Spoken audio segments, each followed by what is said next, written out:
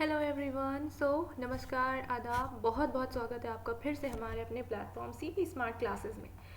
तो हम लोग यहाँ फिर से बहुत सारे अच्छे से क्वेश्चंस का जो सीरीज़ है वो लेके आए हैं। आज के क्वेश्चंस मोस्टली जो है वो साइंस ओरिएंटेड, थोड़ा सा साइंस वाला पार्ट जो है वो लिए हुए होंगे। तो जो लोग साइंस कवर कर चुके हैं, स्पेशली फ़िज़िक्स, तो उनके लिए ये सेशन काफ़ी इंटरेस्टिंग होने वाला है, क्योंकि उसके बहुत सारे क्वेश्चंस उनको आते होंगे। तो लेट्स स्टार्ट। पहला क्वेश्चन देखते हैं। निम्न में से कौन सी एक सदिश राशि है? तो इजी भी है, और ऐसा नहीं है कि ये इसको इग्नोर किया जा सकता है, क्योंकि आते हुए भी कई बार एस्पिरेंट्स गलत कर जाते हैं।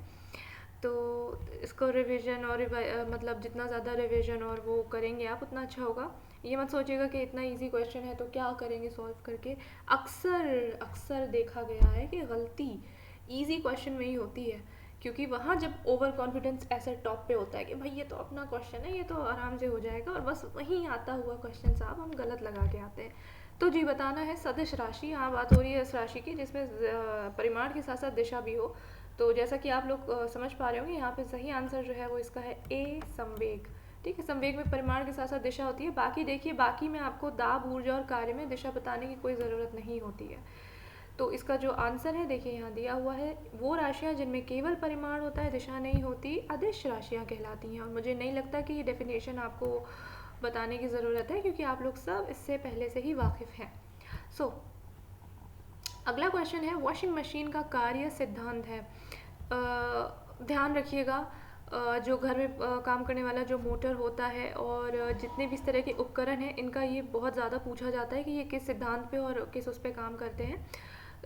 So never ever ignore such kind of questions, right. तो वॉशिंग मशीन का कार्य सिद्धांत बताना है हमें। ये तो भाई अपोहन, अपकेंद्रण, उत्क्रम, परासरण और विसरण तो आपको देख के समझ आ रहा होगा कि जो अपकेंद्रण है उसके सिद्धांत पे ये काम करती है। बाहर केंद्र से जो है फोर्स लगता है बाहर की ओर। ठीक है, तो ये अपकेंद्रण जैसा कंसेप्ट यहाँ पे आपने अगर पढ़ा है तो आपको अच्छे से आप डिफाइन कर सकते हैं इसको।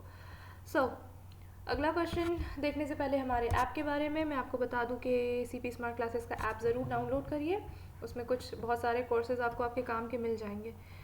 थर्ड क्वेश्चन जो है वो कह रहा है, निम्न में से किसे के लिए केशिकत्व, केशिकत्व से परिचित होंगे आप लोग, होप सो। तो केशिकत्व एकमात्र कारण नहीं है, तो बहुत ध्यान से पढ़िएगा। पहला कहता है स्याही का सोखना। पहले तो सब टिक कर दिए होंगे, अरे ये तो बिल्कुल पहला बचपन से रटते आ रहे हैं कि केशिकत्व का उदाहरण स्याही स्याही स्याही। ओके, तो भूमिगत जल का ऊपर चढ़ना, सूती कपड़े पर जल की बूंद का फैलना, पौधे की जड़ों से जल का उसके पर्ण समूह की ओर बढ़ना। पर्ण लिखना था यहाँ पे, कुछ मिसप्रिंट हो गया। ओके, तो स्याही का सोखना है, आपको पता है, लेकिन आप जब देखेंगे भूमिगत जल का ऊपर चढ़ना एकमात्र कारण इसके लिए केशिकत्व नहीं है, और बहुत से कारण होते हैं जिससे ग्राउंड वाटर का लेवल जो है वो ऊपर आता है। सो अगेन यहाँ पे कारण नहीं है बताना था। अगर आप लोगों ने इसको इग्नोर कर दिया है तो आप इसको वापस से गलत करके आएंगे, ऐसा बिल्कुल मत करिएगा। भूमिगत जल का ऊपर चढ़ना एकमात्र का कारण नहीं है, बाकी के तीनों ऑप्शंस आपके बिल्कुल केशिकत्व का उदाहरण है। देखिए, एक ऐसी पोली नली जिसकी त्रिज्या बहुत कम हो और एक समान हो, ठीक है, केश नली कहलाती है। और केश नली में द्रव का ऊपर चढ़ना या नीचे दबने की घटना को केशिकत्व कहते हैं। बचपन से पढ़ा है भाई, हर चीज़ बचपन से पढ़ी है, अब वही चीज़ें दोबारा दोबारा थोड़े अलग लेवल पे रिवाइज करनी है। तो स्याही का सोखना, सूती कपड़े पर जल की बूंद का फैलना, और पौधे की जड़ों से जल का इसके पर्ण समूह की ओर चढ़ना आदि केशिकत्व के उदाहरण हैं। So this is something that you have to no.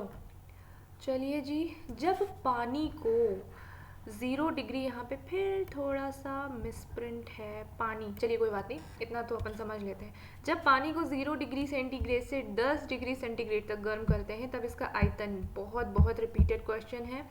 यहाँ कंसेप्ट अगर क्लियर है देन आप चुटकियों में कर लेंगे, भाई चुटकियों वाला क्वेश्चन है। और अगर कंसेप्ट क्लियर नहीं है तो थोड़ा सा इसके बारे में मैं बताना चाहूँगी। अगर आप साइंस को लेकर के थोड़ा सा वो है तो पहले तो 6 to 10th की NCERTs पढ़ लीजिए। उसके बाद अगर आपको लगता है कोई रेफरेंस बुक, तो आप लूसेंट की सामान्य विज्ञान आती है, then you can buy it from Amazon, या फिर आप किसी भी लोकल मार्केट से उसको ले सकते हैं। तो यहाँ पे देखिए पानी को 0 डिग्री से 10 अब आपको पता है कि सबसे ज़्यादा घनत्व पानी का 4 डिग्री सेंटीग्रेड पे होता है, आपको पता है। तो जब घनत्व सबसे ज़्यादा वहाँ पे होता है तो क्या होता है कि उस दौरान तो डेंसिटी ज़्यादा है तो वो वॉल्यूम कम घेरेगा, अंडरस्टूड है। तो उस दौरान तो पहले पानी का घनत्व जो आयतन है वो घटेगा, लेकिन जब वो 4 डिग्री से ऊपर ऊपर ऊपर जब आना शुरू होगा तो उसमें उसके जो अणु हैं आपस से वो दूर होंगे, देन आपका जो वॉल्यूम है वो बढ़ जाएगा। तो यहाँ जो सबसे सही ऑप्शन है, आंसर है, वो है पहले घटता है देन बढ़ता है। ओके, सो समझ आ गया आपको। देखिए यदि किसी पात्र में जल को 0 से 4 डिग्री सेंटीग्रेड के तापमान पर गर्म किया जाए तब आयतन घटेगा, और 4 के बाद जब 10 तक आएंगे तब उसके अणुओं के बीच के अंतराण्विक दूरी बढ़ने से आयतन बढ़ता है, जैसे कि मैंने आपको बताया। तो लॉजिकल और कंसेप्चुअल क्वेश्चन था, राइट। पानी में हवा का बुलबुला वैसे ही काम करेगा जैसे, मोस्ट इम्पॉर्टेंट चैप्टर, उसका मोस्ट इम्पॉर्टेंट एमसीक्यू। ठीक है, अब बात हो रही है पानी में हवा का बुलबुला। तो यहाँ जो है वो किस तरह का काम करेगा, जब आप देखिएगा पानी में हवा का या साबुन का जो भी बुलबुला बनता है, जब आप उससे अंदर देखेंगे तो आपको थोड़ा सा अलग सा कुछ अंदर का नज़ारा दिखता है, वो नॉर्मल नहीं होता है, थोड़ा सा छोटा छोटा दिखता है। तो यहाँ जो बताना था भाई वो अवतल लेंस के कारण होता है, छोटा दिखता है या बड़ा दिखता है, मैं खुद कंफ्यूज हो रही हूँ, आप मुझे कमेंट करके बताइएगा आपको कैसा दिखता है। लेकिन जो अवतल लेंस है ये बिल्कुल उसकी तरह ये बुलबुला काम करता है। अब ध्यान दीजिएगा, अवतल लेंस एंड अवतल दर्पण आपको पता भी होगा कि दोनों अलग अलग चीज़ें हैं। अगर सिमिलैरिटी की बात करें तो उत्तल दर्पण एंड अवतल लेंस एक समान कार्य करते हैं, एंड उत्तल लेंस और अवतल दर्पण एक समान कार्य करते हैं। So both are different. यहाँ जो देखिए जल में वायु का बुलबुला अवतल लेंस की तरह कार्य करता है, क्योंकि इन्होंने एक रीज़न भी दे रखा है, क्योंकि वायु का अपवर्तनांक जल के अपवर्तनांक से कम होता है। ठीक है, तो वो उस तरह से क्या होता है कि वो रिफ्लेक्ट हो जाती है किरण उससे क्रांतिक कोण के ज़्यादा, तो बड़ा या छोटा जो भी दिखता है। ये पूरा आपका कंसेप्ट है। फिज़िक्स से हम लोग क्या होता है बचपन से ही थोड़ा कटने लगते हैं। मोस्टली जो स्टूडेंट्स हैं वो फिज़िक्स बहुत ज़्यादा अच्छी नहीं लगती है, जिनको अच्छी लगती है उनको बहुत बहुत हाथ जोड़ के मेरा प्रणाम, क्योंकि फ़िज़िक्स को समझना अपने आप में टीढ़ी खीर है। अच्छा जी, वायुमंडल में प्रकाश के विसरण का कारण क्या है? बहुत इजी क्वेश्चन है और बहुत ही, यहाँ पे भी बहुत लोग गलत करके आएंगे। आई एम डैम श्योर कि यहाँ पे भी बहुत लोग गलत करेंगे। अब आपके हिसाब से क्या आंसर होना चाहिए इसका? हीलियम, जलवाष्प, धूलकण या CO2? तो जो लोग धूलकण बता रहे हैं वो बिल्कुल सही हैं, क्योंकि जो धूलकण है वो ही प्रकाश को विसरित करते हैं। पूरा जो फैलाने का काम है पूरे एटमॉस्फेयर में वो यही है, धूलकण। ठीक है, एक्सप्लेनेशन दिया हुआ है जो कि कुछ खास देखने लायक नहीं है। आगे देखते हैं। निम्न प्राकृतिक तथ्यों पर विचार करना है, तो चलिए जी विचार करिए। पहला है स्थलीय तापन, प्रकाश का परावर्तन, प्रकाश का अपवर्तन और विवर्तन।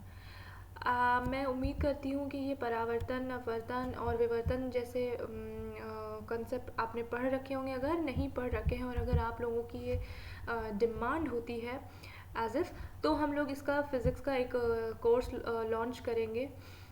वी विल अपडेट यू जब भी हम इसका, क्योंकि इस पर डिटेल सेशन होता है, काफ़ी कंसेप्चुअल तरीके से समझना होता है, तो ये बात की बात है। खैर, तो ये बताना है कि भैया मृग मरीचिका जो होती है, जो आपने रेगिस्तानी इलाकों में सुना होगा ये कंसेप्ट होता है, वो किस कारण होता है, तो उसके लिए कौन कौन सी घटनाएं काम करती हैं मिलके। तो मृग मरीचिका अगर आपको नहीं पता है तो बता दूं कि रेगिस्तान में रेत जो होती है वो जब टेम्परेचर सूर्य का बराबर उसको मिल रहा होता है, वो इतनी ऊपर की लेयर जो होती है रेत की इतनी गर्म हो जाती है कि हवा में उसके जो कण उड़ रहे होते हैं वो डेंस, क्या वो नहीं, रेयर हो जाते हैं, विरल हो जाते हैं। ठीक है, डेंस और रेयर वाला कंसेप्ट भी आपको होता है। जो जब विरल हो जाते हैं तो उसके ऊपर वाले परत की उससे ज़्यादा होती है, क्योंकि वो ज़मीन से जुड़ी हुई जो रेत की परत है वो विरल हो गई गर्मी के कारण, लेकिन उससे ऊपर जो है वो डेंस है।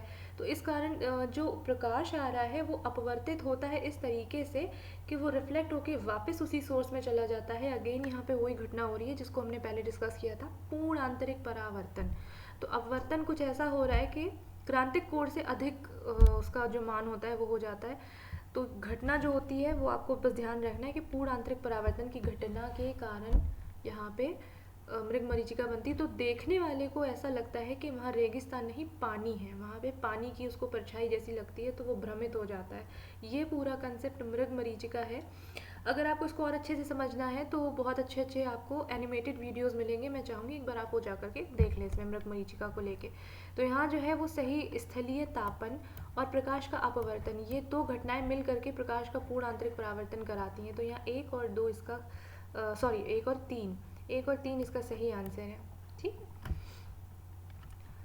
तो ये देखिए यहाँ पे इसका वही कंसेप्ट दिया हुआ है जो मैंने आपको बताया। ये दोनों चीज़ें मरीचिका बनने का कारण है। और देखिए नीचे की वायु परतों का घनत्व ऊपर की परतों की तुलना में कम हो जाता है। और विभिन्न परतों में प्रकाश का अपवर्तन ऐसे होता है कि प्रत्येक दिशा में आपतन कोण मान क्रांतिक के कोण के मान से अधिक हो जाता है। वही पूरी स्टोरी जो मैंने बताई, थोड़ा सा बोरिंग लगेगी, इसलिए उसको थोड़ा एनिमेटेड वर्जन में देखेंगे, then you will get it. Okay, 8वां क्वेश्चन है, पेयजल में गामा उत्सर्जक समस्थानिक हैं या नहीं, इसकी पुष्टि किन में से की जा सकती है। मतलब क्वेश्चन समझिएगा, आपके जो पेयजल है, जो ड्रिंकिंग वाटर है, उसमें जो गामा रेज होती हैं उनको उत्सर्जित करने वाले समस्थानिक मौजूद हैं, क्योंकि बहुत सारे पॉल्यूटेंट्स हैं हमारे पानी में जो मिल चुके हैं आज के दौरान, जैसे आर्सेनिक वगैरह की काफ़ी दिक्कतें होने लगी हैं कई सारी जगहों पे। तो लेड, आर्सेनिक और इस तरह के और भी केमिकल कंपाउंड्स हैं जो गामा रेज जो है रिलीज़ करते हैं। उनका पता लगाने के लिए कौन से आप कह सकते हैं कि विधि काम आती है। तो यहाँ जो सही आंसर है, यह प्रस्फुरण गणक, ये जो है ये बताता है कि उसमें ऐसा कोई समस्थानिक है जो गामा रेज रिलीज कर रहा है, इसमें पीने वाले पानी में।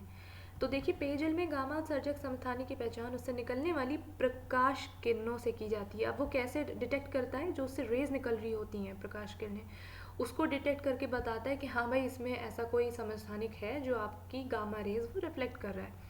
सो प्रस्फुरण गुणक is the right answer of this question. चलिए आगे देखते हैं। 9th नंबर है आपका, नाभिकीय रिएक्टर और परमाणु बम में डिफरेंस। तो डिफरेंस बताना है। नाभिकीय रिएक्टर में कोई श्रृंखला अभिक्रिया नहीं होती, जबकि परमाणु बम में होती है। तो ये तो नहीं है। नाभिकीय रिएक्टर में श्रृंखला अभिक्रिया नियंत्रित होती है, हाँ ये एक डिफरेंस है, क्योंकि जब परमाणु बम में श्रृंखला अभिक्रिया नियंत्रित नहीं होती, आप वहाँ उसको नियंत्रित नहीं कर सकते कि किस चेन में वो टूटेगा और फिर टूट करके फटेगा और कितने हद तक फटेगा। नाभिकीय रिएक्टर में श्रृंखला अभिक्रिया नियंत्रित नहीं होती, गलत है, क्योंकि नियंत्रित आप कर सकते हैं उसको। परमाणु बम में कोई श्रृंखला अभिक्रिया नहीं होती जबकि नाभिकीय रिएक्टर में होती, ये भी गलत है। तो बाकी के सारे ऑप्शन जो है वो गलत है। आपका जो मेन अंतर है वो ये कि नाभिकीय रिएक्टर में श्रृंखला अभिक्रिया नियंत्रित होती है जबकि परमाणु बम में नहीं, जैसे मैंने आपको बताया। नाभिकीय रिएक्टर ऐसा यंत्र है जिसमें नाभिकीय विखंडन की श्रृंखला अभिक्रिया को नियंत्रित करके, ध्यान दीजिएगा, मुक्त ऊर्जा को नियंत्रित किया जाता है। जबकि परमाणु बम बनाने में नाभिकीय विखंडन की श्रृंखला अभिक्रिया होती है, लेकिन ये अनियंत्रित होती है। ये आपके ऊपर नहीं होता है कि आप इसे कब कितना मर्जी उसमें कराएं। दिस इज़ वाई परमाणु बम और ये चीज़ें अपने आप में बहुत ज़्यादा विध्वंसकारी हैं। खदानों में अधिकांश विस्फोट होते हैं, कारण बताना है। ऑक्सीजन हाइड्रोजन के मिश्रण से, एसिटिलीन के साथ ऑक्सीजन के मिश्रण से, हवा के साथ मीथेन के मिश्रण से, इथेन कार्बन डाइऑक्साइड के मिश्रण से। देखिए जब ग्राउंड के अंदर की बात कर रहे हैं हम, खदानों की बात कर रहे हैं, काफ़ी फीट गहराई की बात कर रहे हैं, वहाँ पे मीथेन गैस जो है वो बहुत ज़्यादा डेंस होती है, बहुत ज़्यादा मात्रा में होती है उस गहराई पे। तो मीथेन को जब बहुत ज़्यादा घनत्व, बहुत ज़्यादा दाब, प्रेशर मिल जाता है तो वो हवा के संपर्क में आने से एक बहुत भयानक विस्फोटक का काम करती है। तो यहाँ जो सही ऑप्शन है, हवा के साथ मीथेन का मिश्रण एक विस्फोटककारी कारण होता है।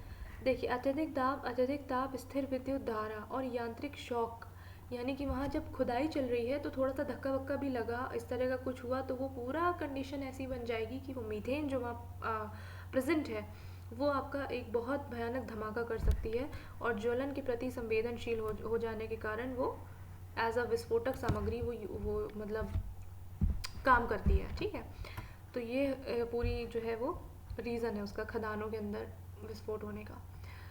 अब आपको ये बताना है कि निम्न में से कौन सा एक रेडियो एक्टिव तत्व नहीं है। भाई अब ये लिस्ट आप चाहें तो कहीं पे, जैसे आप नोट अपने हैंड रिटन बनाते हैं तो उसमें एक लिस्ट बना सकते हैं जिनका कि परमाणु क्रमांक 80 से कम है, 80 से ज़्यादा है। ऐसा होता है कि 80 से कम वालों को आप कहते हैं कि रेडियो एक्टिव नहीं है, 80 से ज़्यादा रेडियो एक्टिव है, तो आप उनकी लिस्ट बना सकते हैं। या फिर आप कहीं से अच्छे सोर्स से एक लिस्ट, वैसे जो मोस्ट मतलब हमेशा सारे तो नहीं पूछे जाते, एग्जाम्स में कुछ ही होते हैं जो बार बार घूम के रिपीट होते रहते हैं। तो फिर आप ऐसा कर सकते हैं कि रिपीटेड वालों को इधर उधर लिख लें कि जो हैं जो नहीं है, तो उससे आपको समझ में आ जाएगा।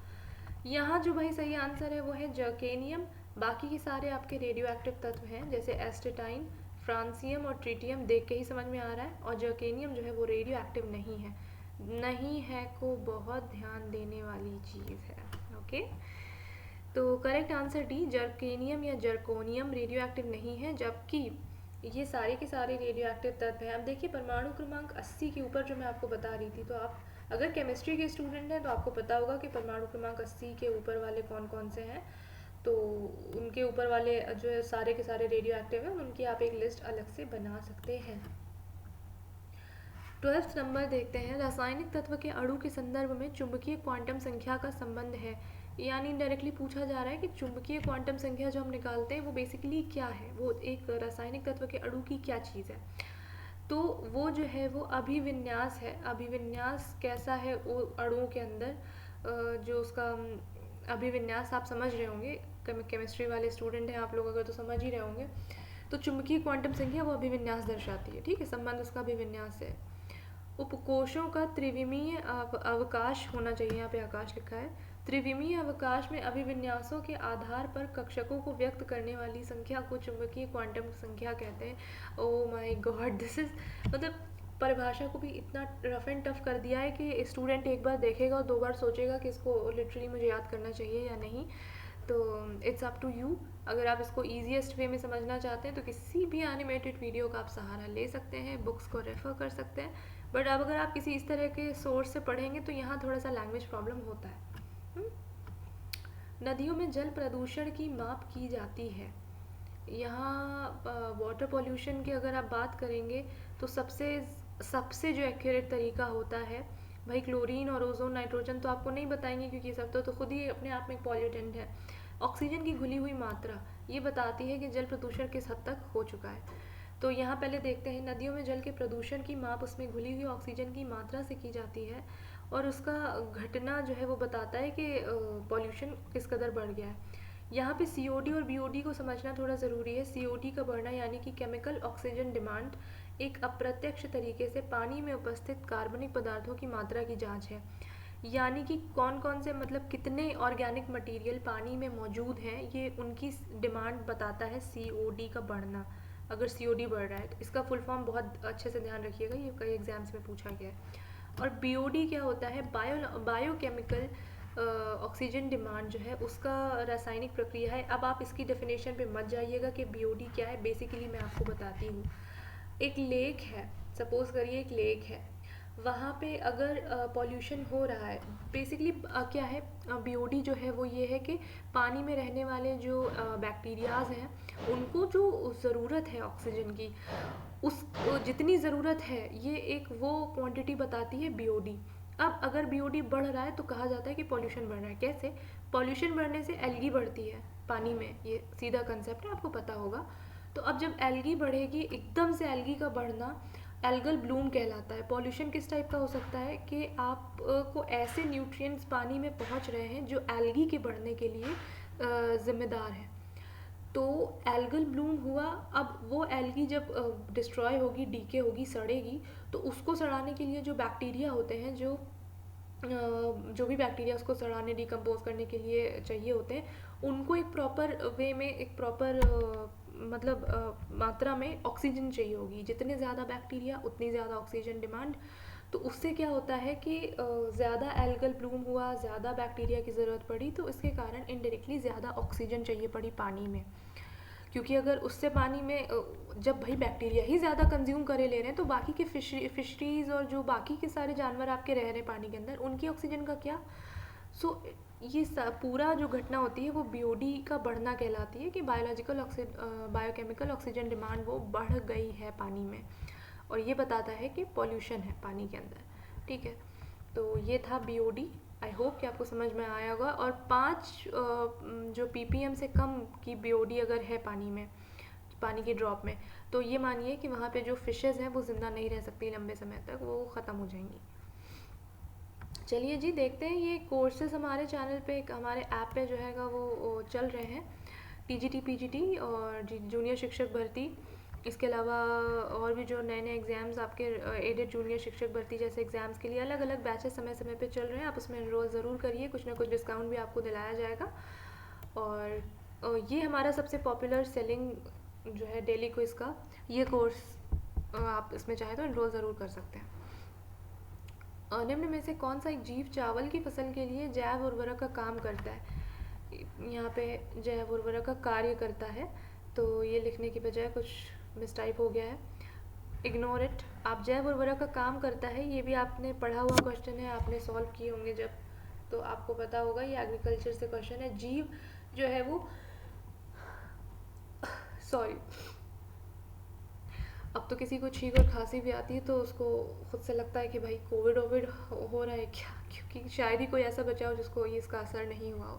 खैर, तो कौन सा जीव चावल की फसल के लिए जैव उर्वरक का काम करता है? तो यहाँ आपको बताना है, जो आप, मुझे लग रहा है बहुत से लोग इसका सही आंसर बता पा रहे होंगे। अगर आपका आंसर ए है तो बिल्कुल सही है, नील हरित शैवाल इसका सही आंसर है। नील हरित शैवाल का उपयोग धान की फसल को का जैव उर्वरक के रूप में उपयोग किया जाता है। ठीक है, इस तरह के ये जो है इसका एक्सप्लेनेशन देख लीजिए आप। काम क्या करता है ये? वायुमंडल में उपस्थित नाइट्रोजन का स्थिरीकरण, ये जो नाइट्रोजन स्थिरीकरण होता है उसको करके धान की पैदावार को बढ़ा देता है। नाइट्रोजन फिक्सिंग बैक्टीरिया का नाम मुझे कमेंट करके बताइए। चलिए, शीतल पेयों जैसे कोला, तो नाम सुनते ही थोड़ा ठंडा ठंडा फील आ गया है भाई। अभी तो ये कोविड की वजह से सारा ठंडा वंडा सब मना कर दिया गया है, कितना मिस कर रहे हैं हम लोग कोक और उसको। मुझे लग रहा है आप लोग भी बहुत ज़्यादा, और कुछ लोग तो मुझे लग रहा है परहेज वरहेज भी नहीं कर रहे हैं भाई, उनका चल रहा है बराबर, ऐसे ही होता है तो होता रहे, उनको मतलब जीवन से अपने प्रेम नहीं है या फिर वो बहुत ज़्यादा होशियार हैं तो उनका सब कुछ चल रहा है, लेकिन हम लोग थोड़ा डरते हैं और आई थिंक डरना भी चाहिए, तो अभी सब कुछ अवॉइड किया जा रहा है। क्वेश्चन देखा तो याद आ गया, अच्छा ऐसी भी कोई चीज़ होती थी, ज़माना हो गया पिए हुए। तो कोला में पर्याप्त मात्रा में क्या होता है भाई? अब अगर जो लोग बहुत ज़्यादा आप कहते हैं ना थोड़े से जिज्ञासु टाइप के होते हैं, वो हमेशा कोई भी चिप्स खाएंगे कुछ भी करेंगे तो पैकेट पलट करके देखते ज़रूर हैं कि इसमें कौन कौन सी चीज़ें मिली हैं। तो मैंने अक्सर देखा है जो भी इस तरह की चीज़ें होती हैं वो कैफ़ीन बहुत उनमें होता है, कैफिनेटेड ड्रिंक्स कहलाती भी हैं ये, जितने भी ये सॉफ्ट ड्रिंक्स हैं आपके और ये सब, तो उसमें कैफ़ीन की मात्रा बहुत होती है, तो पर्याप्त मात्रा में आपको कैफ़ीन मिल जाएगा अगर आप इस तरह का कुछ पीते हैं। तो कोला में कैफीन, कार्बोनिक पनी, ग्लूकोज, फ्रक्टोज, कोला अर्क और चाशनी, इस तरह की चीज़ें जो हैं वो आपको उसमें पीने को मिल जाती हैं।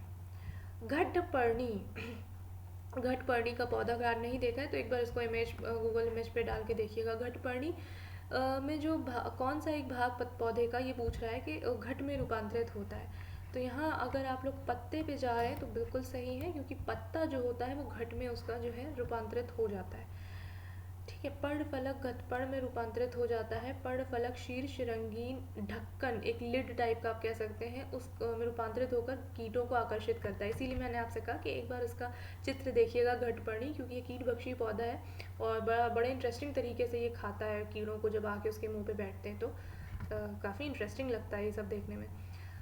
चलिए, एपिफाइट्स वो पौधे होते हैं जो अन्य पौधों पर निर्भर होते हैं। एपिफाइट्स या अधिपादप, तो इससे पहले भी जब ये क्वेश्चन इस तरह का आया तो मैंने आपको बताया था कि ये सहजीवी, अधिपादप, परजीवी, इस तरह के क्वेश्चंस और कॉन्सेप्ट को एक बार ज़रूर पढ़ लीजिएगा, बार बार ये पूछे जाते हैं एनवायरनमेंट से लेके साइंस तक में। तो एपिफाइट्स जो पौधे होते हैं वो अपने यांत्रिक अवलंब के लिए पौधों पे, दूसरे पौधों पर डिपेंड होते हैं, ना कि भोजन के लिए, ना कि छाया के लिए और ना कि जल के लिए। यहाँ सिर्फ और सिर्फ जो यांत्रिक अवलंब यानी एक तरह का उनको सहारा चाहिए होता है बस, जिसके कारण वो दूसरे पौधे पर निर्भर होते हैं। तो एपिफाइट्स को हिंदी में अधिपादप भी बोलते हैं, ध्यान रखिएगा, कभी कभी एपिफाइट्स नहीं लिखा होता है, अधिपादप भी लिखा होता है।